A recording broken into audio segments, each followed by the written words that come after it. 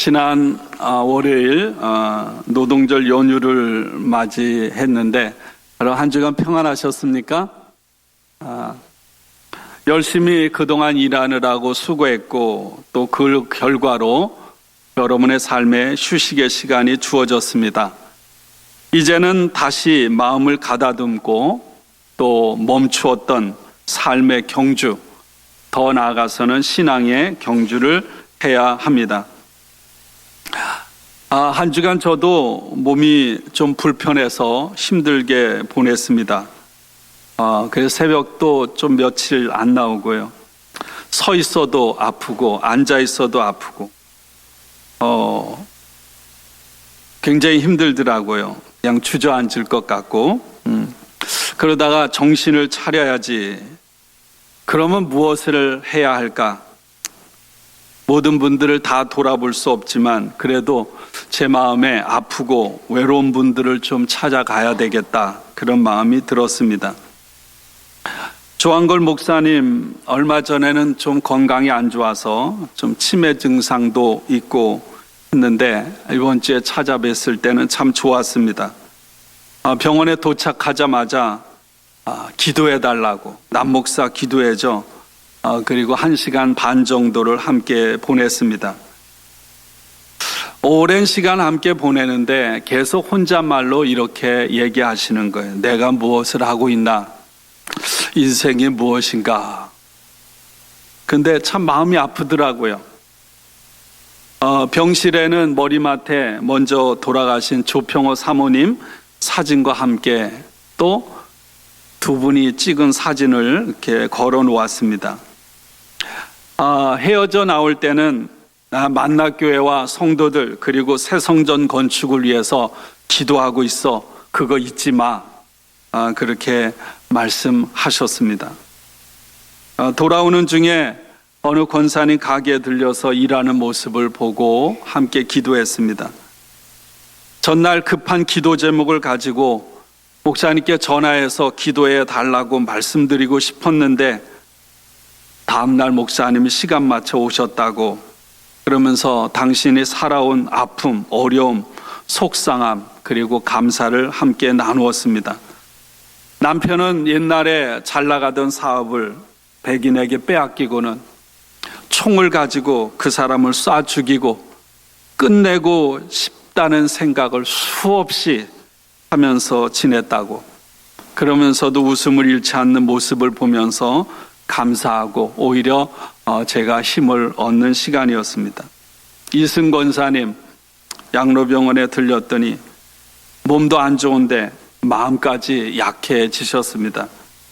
치과 치료를 갔는데 의사가 5개의 이빨을 뽑아야 되고 우리 병원에서 치료할 수가 없어 큰 병원에 가야 된다고. 나중에 다른 분을 통해서 확인하니까 너무 몸이 약해서 큰 병원에 가서 하지 않으면 위험하기 때문에.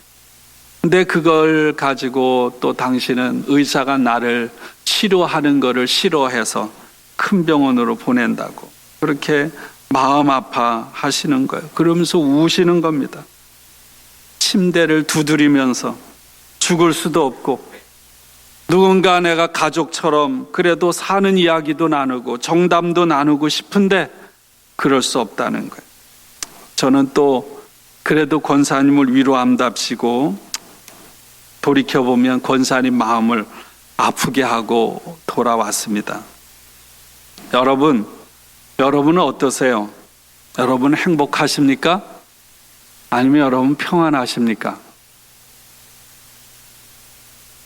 우리는 영원히 살 수 없는 존재임에도 불구하고 마치 영원히 살 수 있는 것처럼 착각하고 살아갑니다. 월요일에 어떤 어른을 만나서 함께 식사하는데 오랜 시간 그분은 계속해서 이런 얘기를 하세요. 화무 11홍. 아세요? 무슨 말인지? 앞에 이렇게 아름다운 꽃도요, 우리 교회는 이건 뿌리에서 잘라졌기 때문에 수요일이 되면 시들어버려요. 송나라 시인인 양만리라고 하는 사람이 사계절 피는 장미를 보면서 지은 노래입니다. 열을 붉은 꽃은 없다. 여러분, 꽃이 아무리 아름다워도요 10일을 못 가고요. 인생이 아무리 대단해도 100년을 못 가고요. 권력이 권세가 아무리 대단해도 10년을 갈 수가 없다는 거죠. 여러분, 이것이 우리의 인생 아닙니까? 그래서 시인은 시편 90편에서 이렇게 노래합니다. 우리에게 우리날 계수함을 가르쳐 주셔서 지혜의 마음을 얻게 해 주십시오. 이 기도가 저와 여러분의 기도가 되기를 원합니다.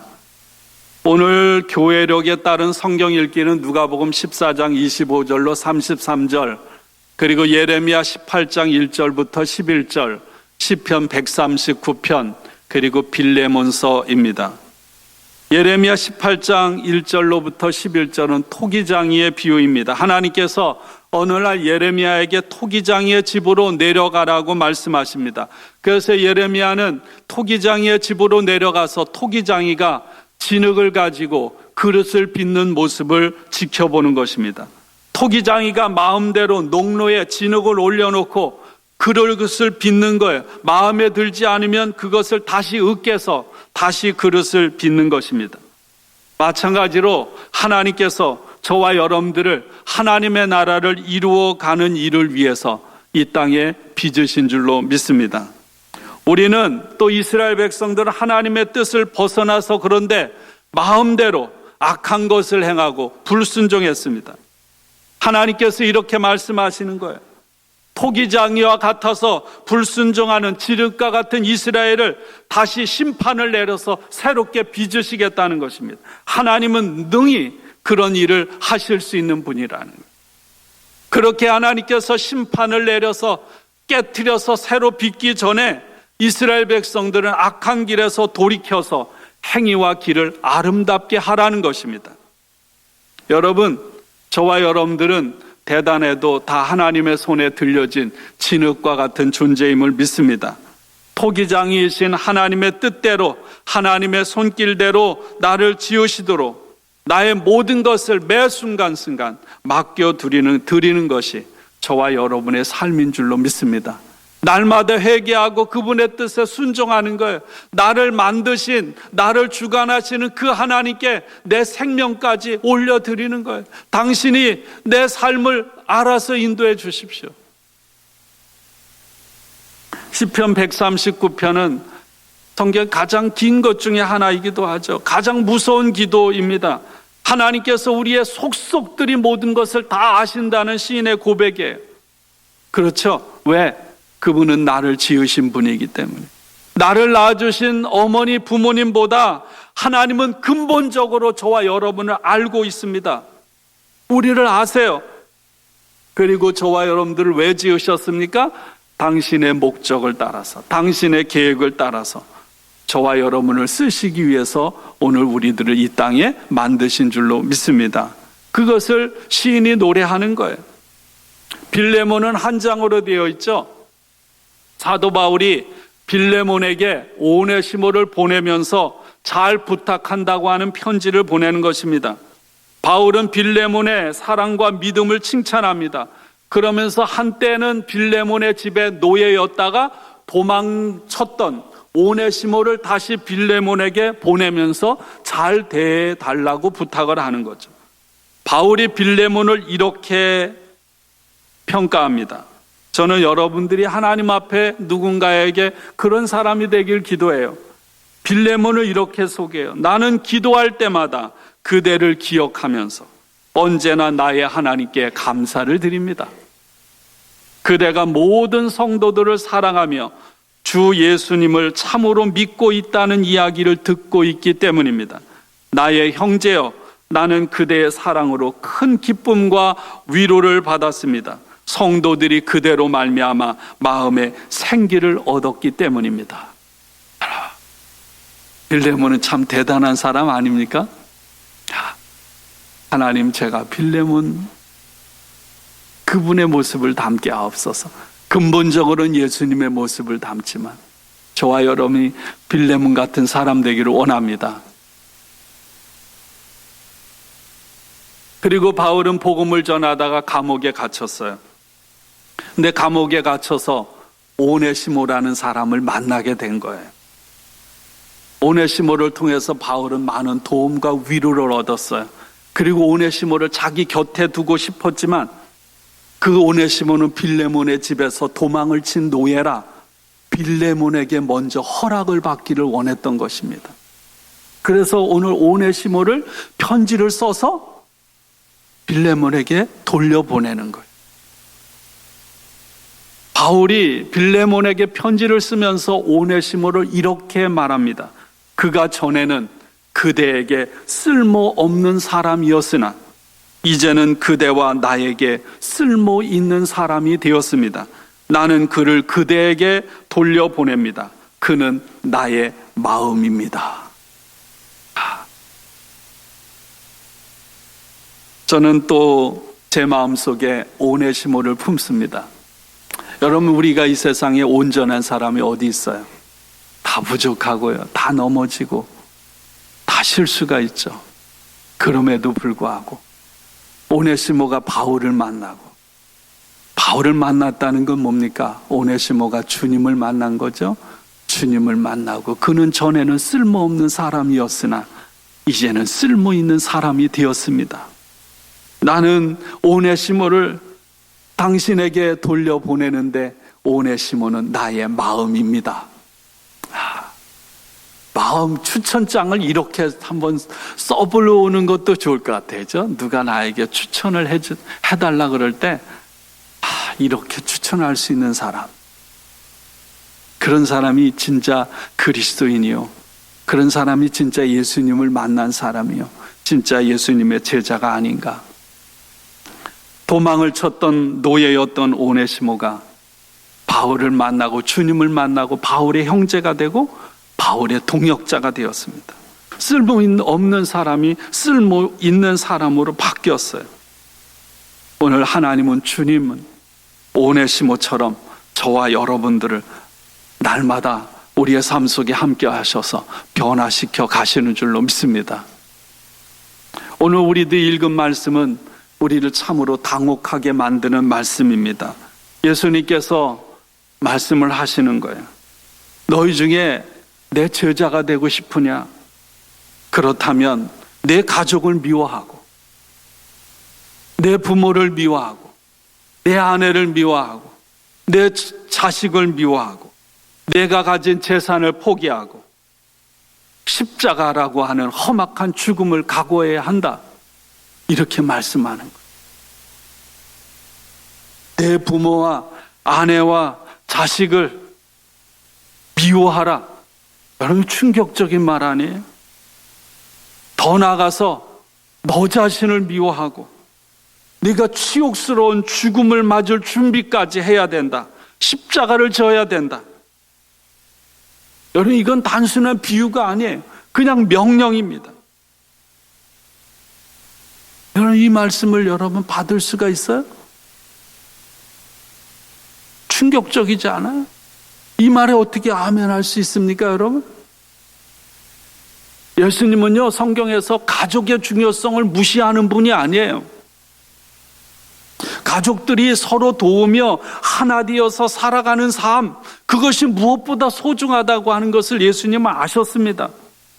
그럼에도 불구하고 지금은 급박한 상황인 거죠.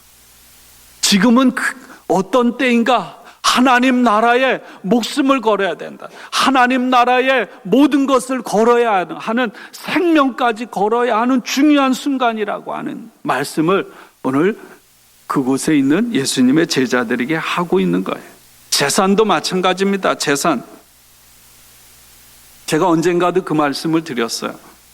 여러분, 예수님은, 또 예수님의 제자들은요, 여러분, 개인의 사유재산을 부정한 분이 아니에요. 예수님의 제자들과 초대교회 사람들도, 신앙인들도 자신의 집과 자신의 땅과 자신의 재산을 소유하고 있었어요. 누구든지 예수님을 따르면서 내가 가진 것에 대해서 다 포기해야 되는 거 아니야? 그렇게 생각한 사람 하나도 없어요. 그럼에도 불구하고 누구든지 예수님을 따르려고 하던 자신의 가진 모든 것조차 다 포기해야 된다. 그럴 각오, 그럴 준비가 되어 있다고 하는 말은 뭐냐면, 그만큼 주님을 따르는 것이 막중하다고 하는 것을 오늘 우리에게 가르쳐 주고 있는 것입니다. 말 그대로 비상 상황이라는. 여러분, 오늘 말씀이 언제 이루어진 건지 알죠? 갈릴리에서 어디로 가는 중에 예루살렘으로 가는 중. 이제 예루살렘은 금방 임박해 있어요. 예루살렘에 가면 곧바로 고난이 시작돼요.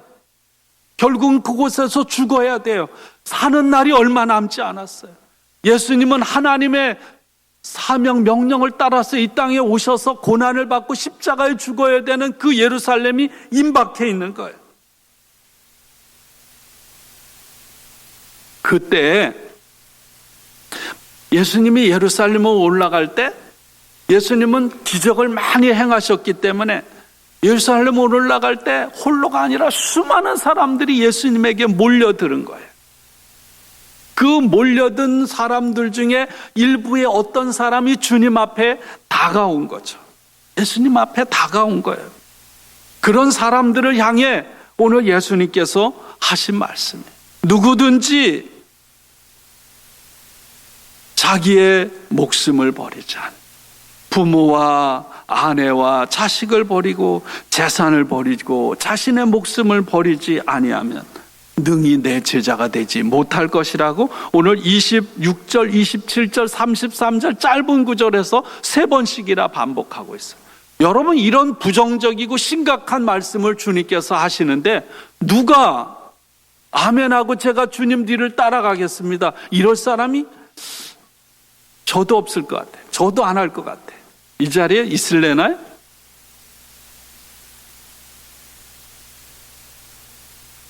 여러분, 예수님의 예루살렘으로 가는 행진은, 여정은 뭔가요? 죽는 거 아닙니까? 근데 예수님이 자신의 죽음의 문제를 두고 심각하게 몸부림칠 때도요, 예수님 가장 가까이에 있었던 예수님의 12 제자들조차도 예수님께서 예루살렘으로 올라가시는 것을 알지를 못했습니다. 그리고 예수님 주변을 따르던 수많은 사람들을 보세요. 제자가 되기 위해서는 싸워야 합니다. 대가를 치러야 합니다. 십자가를 져야 합니다. 죽음을 각오해야 합니다. 그러나 예수님 주변을 따르던 사람들은 누구 하나도요, 여러분, 대가, 희생을 치르고자 따라간 사람들이 아니죠. 기적을 행하니까 설레임으로, 기대로, 호기심으로 주님을 따라갔던 사람들입니다. 여러분, 예수님을 그냥 믿는다고 하는 것과 실제로 예수님의 가신 길을 그대로 따라간다고 하는 것은 여러분, 하늘과 땅 차이가 있어요.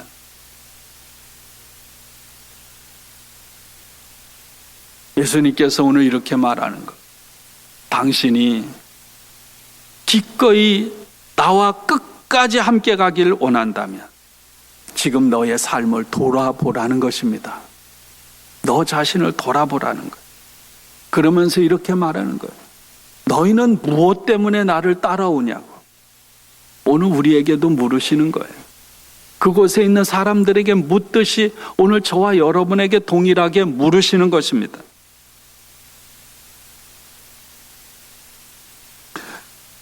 물은 내게 오는 자가 자기 부모와 처자와 형제와 자매와 더욱이 자기 목숨까지 미워하지 아니하면 능히 내 제자가 되지 못하리라.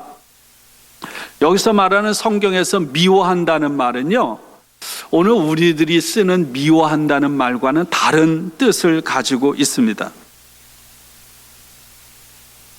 예수님께서는 원수까지도 사랑하라고 했는데, 그리고 제가 얼마 전에도 말씀을 전하면서 내가 이웃을 내 몸과 같이 사랑하되 가장 먼저 누구를 사랑하라 했어요? 내 가장 가까운 내 가족, 내 식구를 사랑하라고 전했거든요. 근데 오늘 이렇게 미워하라고, 부모와 가족을 미워하라고 하는 말은 원수까지도 사랑하고 가족부터 사랑하라고 하는 예수님의 말씀과 이게 배치가 되는, 앞뒤가 안 맞는 모순처럼 들립니다. 근데 여기서 말하는 미워한다는 말은 그런 말이 아니고요. 원래 이런 뜻을 갖고 있습니다.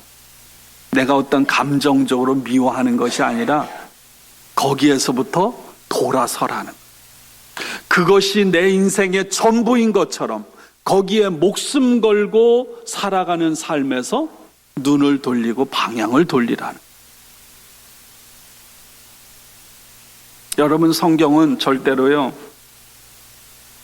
내 생명을 미워하라고 말씀하지 않아요? 나 자신을 혐오하고 그리고 하찮게 취급하고 세상 쓰레기처럼 여기라고 말하지 않아요. 하나님이 우리를 보기 좋다고 하셨고요, 저와 여러분을 보배라고 말씀하시거든요. 누구도 이 세상에 나 자신을, 내가 다른 누군가가 나 자신을 심판할 권리가 없어요. 하나님만이 심판하는 거예요. 우리는 나 자신을 미워해서는 안 돼요. 오늘 이 말씀은 무슨 말씀인가? 내 인생의 가장 우선순위에 드는 그것에서 내 눈을, 내 방향을 돌리라는 거예요. 이 말씀을 오늘 우리가 잘 생각했으면 좋겠어요. 그러면서 예수님은 두 가지 비유를 들었습니다. 망대를 건축하는, 원두막 같은 것을 건축하는 사람의 비유와 그리고 전쟁을 계획하는 왕의 비유를 들고 있습니다. 그럼 어떤 일을 하든지, 망대를 세우든지 아니면 다른 나라와 전쟁을 하든지 항상 뭐 해야 돼요? 이 망대를 세우는데 얼마만한 예산이 필요한가, 얼마만한 돈이 필요한가 헤아릴 줄 알아야 되겠죠? 다른 나라와 전쟁을 할 때 내가 가진 힘이 얼마나 되는가, 그리고 상대방과 싸워서 이길만 한가, 그렇지 않은가, 이걸 항상 계획해야 돼요. 그래야만 여러분 지혜로운 사람이라는 거예요. 근데 예수님께서는 그렇게 말씀하시는 것이 아닙니다. 우리도 성전 건축하는데 성전 건축에 있어서 물론 다 완벽하게 예산을 딱 차놓고 딱 충족이 되면 딱 세우면 좋죠. 근데 여러분, 하나님이 일이라는 거는 그렇게 되는 게 아니에요. 우리가 일하지만 이루시는 분은 하나님이에요. 사람이 계획할지라도 그 일을 이루시는 분은 하나님. 우리 인생이라는 것은 1 플러스 1은 2가 되는, 그렇게 법칙대로 되는 게 아니에요.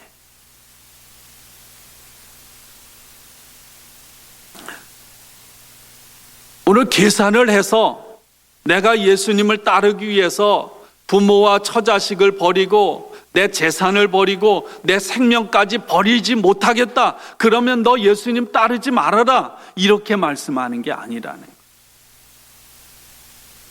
예수님을 따르는 일, 예수님의 제자가 되는 일은 건축자가 건축을 하는 것, 왕이 전쟁을 하는 것, 사업가가 사업을 하는데 마음을 쏟는 것보다 훨씬 더 비교할 수 없이 중요한 일이라는 것을 오늘 우리에게 가르쳐 주고 있는 줄로 믿습니다. 그러면서 이런 얘기를 하는 거죠. 예수님의 제자가 되는 일은 집을 짓기 위해서 전쟁터에 나가 싸우기 위해서 치르는 희생처럼 대가를 반드시 치러야 한다는. 여러분, 그렇죠? 그리스도인이 되어 살아가는 것은 어떤 여행을 다니는 것이 아니죠. 그렇게 그냥 유람이나 가듯이 가볍게 그렇게 나설 수 있는 것이 아닙니다. 한번 생각해 보세요. 오늘 비유는 이런 얘기를 하는 거죠. 처음 시작할 때는 열정을 가지고 한번 해봅시다, 아멘 하고 출발했지만 끝까지 완성하지 못하고 중간에 가다가 포기하는 그런 우리 자신은 아닌지, 내가 처음에 주님을 만나고 주님을 영접하고 주님 앞에 결단하고 헌신했는데 그 열정을 가지고 열심히 달렸는데 어느덧 나도 모르게, 오늘 34절 35절은 소금에 관한 비유거든요. 처음에는 맛이 있었고 기쁨도 있었고 신선했고요, 어떤 곳에 들어가서 그 음식을 썩지 않게 사람을 살렸는데 시간이 가면서 시들어버리는 거예요. 열정이 식어버리는 거예요. 맛을 서서히 나도 모르게 잃어버리는 거예요. 그래서 나중에는 그게 제자인지 아닌지 그냥 아무런 맛을 드러내지 못하고 오히려 걸림돌이 되는 그런 것은 아닌지 우리 자신을 되돌아보라는 거예요. 여러분 어떠신가요?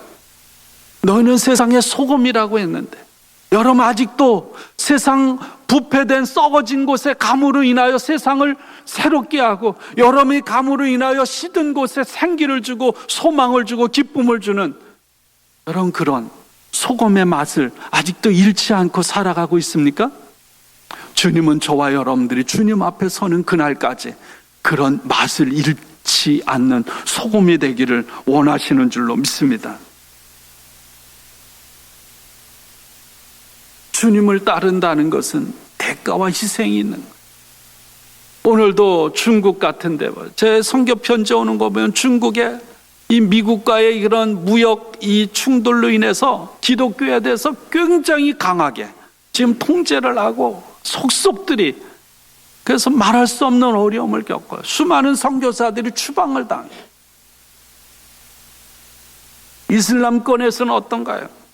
예수님을 믿고 제자가 되려고 하는 사람은 반드시 대가를 치르게 돼 있어요. 부모에게 가정에게서 추방돼야 되고 심지어 목숨을 잃어버려야 돼요. 가진 거 다 뺏겨야 돼요. 실제로 이런 일들이 비유가 아니라 이런 일이 일어나잖아요. 그 사람들은요, 여러분 예수님 믿는다고 하는 그 고백을 할 땐 그런 결단을 하고 시작하는 거예요. 우리들은 그렇지 않지만 그러나 우리의 믿음의 선배들은 다 그 길을 걸어간 거예요.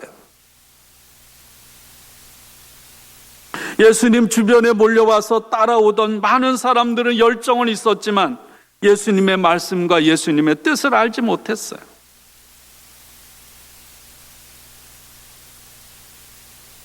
제가 오래전에 우리 친구 농사꾼인 조규백 목사 우리 교회 와서 한번 설교도 했죠. 지금 애틀란타에서 둘의 마을 농사를 짓고 있습니다. 30여 년이 넘게 농사를 지은 친구입니다. 그 친구가 한 말이 생각이 났어요. 봄이 오면 농부는 쟁기나 트레일러로 밭을 갑니다. 그때 봄 되면 적절한 비도 내리고 그리고 따사로운 햇빛도 쪄요. 그러면 그 갈아엎은 땅이 봄이 되면 아주 떡가루처럼 아주 부드럽게 된다고 그래요. 그리고 그 땅 속에 손을 넣어보면 마치 엄마의 품처럼 따뜻하고 포근하다는 거예요. 아주 문제가 있는 씨앗이 아닌 하는 그 땅 속에 씨앗이 들어가면 100% 싹이 나게 돼요. 온유라고 하는 말은 그런 거죠. 따뜻할 온, 부드러울 유. 씨앗이 추운 겨울 딱딱하고 차가운 땅에 들어가면 싹을 틔울 수가 없습니다. 생명이 살 수가 없어요. 그렇지만 따뜻하고 부드러운 흙 속에 떨어지면 여러분 그로 인하여 생명이 잉태되고 싹이 트고 뿌리를 내려서 자라가게 되는 거예요. 온유라고 하는 것은 생명을 살려내는 특징이 있습니다. 예수님은 그 마음에 온유함이 있었기 때문에 누구든지 예수님을 만나는 사람들은 살아났어요. 생명을 살릴 수 있는 능력이 예수님에게 있었던 거예요. 마태복음 11장에서 뭐라고 하죠? 나는 마음이 온유하고 겸손하니 나의 멍에를 메고 내게 와서 배우라. 겸손도 마찬가지. 겸손이라는 것은 지난주에도 말씀을 드렸는데 자기를 죽이지 않으면 불가능한 게 겸손이에요. 농부가 밭을 갈 때 씨앗을 품어주는 땅의 입장에서 보면 땅이 부드러워지기 위해서 부드러워지는 거예요. 그러나 땅의 입장에서 보면 어떨까요? 부드러워지기 위해서 자신을 어떻게 갈아서 엎어야 되는 거예요. 자기의 삶에 말할 수 없는 깊은 상처가 나는 거예요. 고통이고 아픔입니다. 여러분 겸손이 언제 오나요? 고통과 아픔을 통하지 않으면 겸손이 주어질 수가 없어요. 겸손을 배우기 위해서는 반드시 아픔의 과정을 겪어야만 합니다. 그래서 하나님께서 우리에게 고난을 주시는 것 같아요. 끊임없는 아픔과 끊임없는 괴로움과 끊임없는 깎아짐을 통해서 우리가 겸손해지는 거예요. 제가 지난주에 겸손은 이렇게 말씀드린 적이 있어요. 다른 사람을 나보다 더 낮게 여기는 것이라. 다른 사람을 대할 때 그 사람을 그냥 내 눈에 비치는 모습으로 보는 것이 아니라 하나님의 형상을 따라 지음받아서 하나님이 세상에 한 사람밖에 없는 것처럼 사랑하는 사람이라는 그 마음, 그 눈, 그 생각을 가지고 그 사람을 바라보고 그 사람이 어떠하든지 그 사람을 높이는 것이 겸손입니다. 다른 말로 말하면 겸손, 온유, 이 모든 것들이 고린도전서 13장의 말씀으로 하면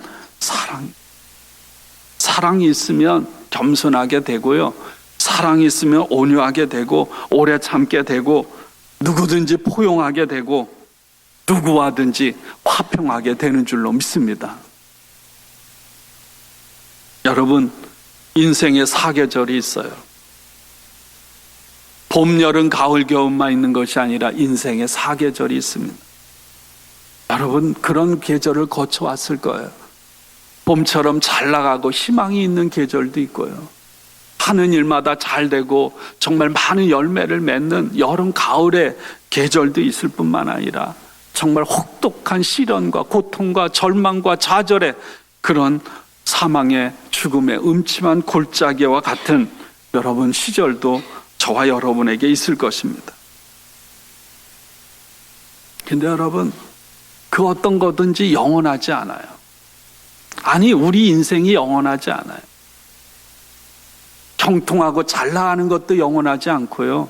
여러분, 고통도 아픔도 영원하지 않고 더 나아가서 저와 여러분의 인생 영원하지 않은 줄로 믿습니다.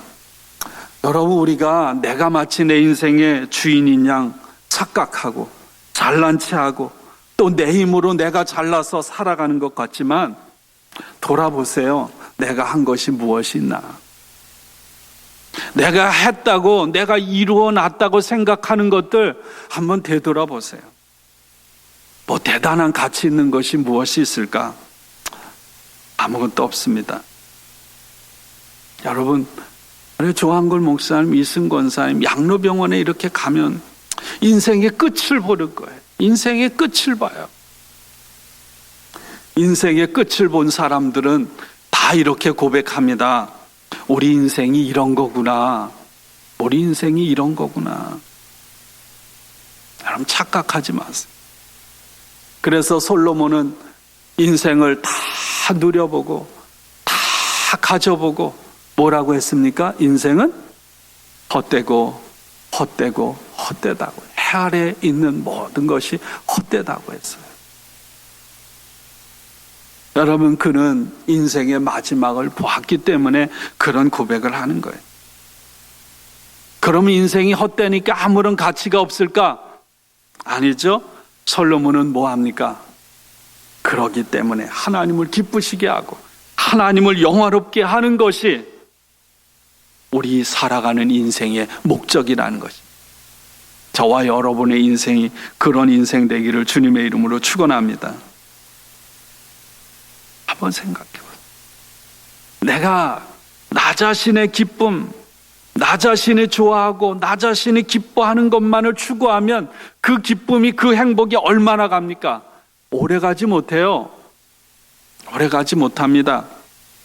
아무리 좋은 것을 먹고 아무리 귀한 것을 가져도 여러분, 그것이 주는 행복이 그렇게 영원하지 않아요. 잠시입니다. 진짜 기쁨은 어디에서 올까요? 나를 들여서 희생하고 섬길 때 진짜 기쁨이 와요.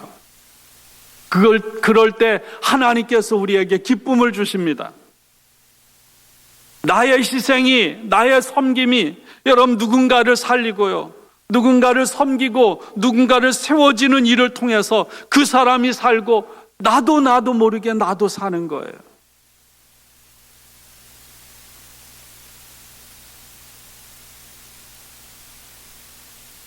예수님께서 예루살렘으로 올라가시는 중에 따르는 무리를 향해 말씀하신 것, 오늘 저와 여러분에게 오늘 이 시간이 결단의 시간이 되기를 원합니다. 여러분, 예루살렘은 예수님께서 올라가실 저 멀리 있는 것이 아니라 이미 예루살렘은 오늘 이 자리, 저와 여러분이 살아가는 삶의 자리가 예루살렘임을 믿습니다. 오늘 우리의 삶이요, 여러분 매 순간 고통이고 아픔이고 힘들고 어렵습니다. 우리의 현실이 그래요. 녹록하지 않아요. 그 예루살렘은 저 멀리 있는 것이 아니라 오늘 우리의 삶 한 중심에 있는 거예요.